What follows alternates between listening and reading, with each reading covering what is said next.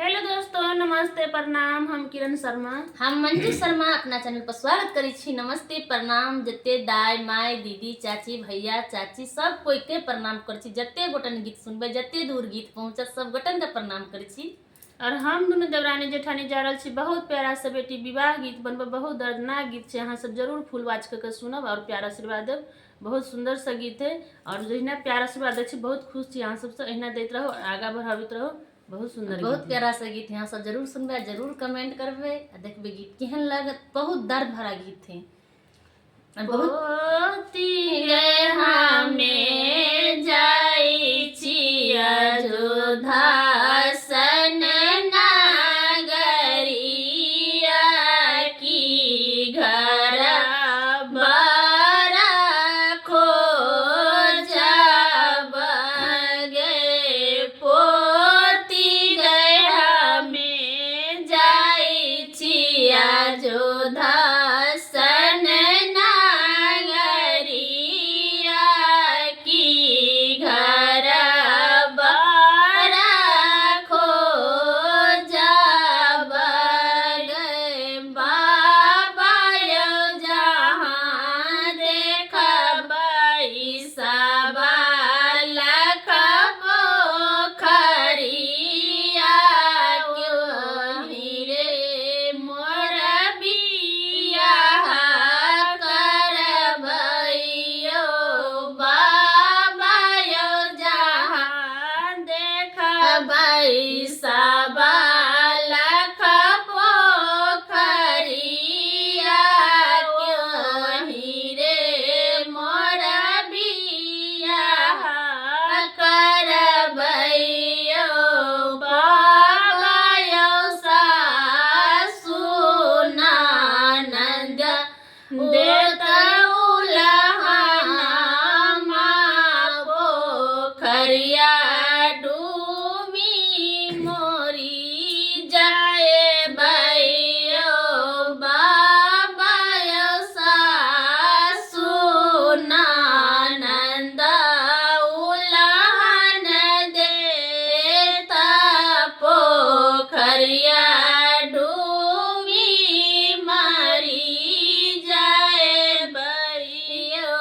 पोती गए हमारो नागर के पकिया सरकिया सरकिया धैने चली या बिहे गए। पोती गए हमारो नागर के पकिया सरकिया की ओही धैने चली आई है गे। बाबा यो बियाहल बेटी होइ छै उलहन घर पोखरिया डूबी मरी जाए भैयो।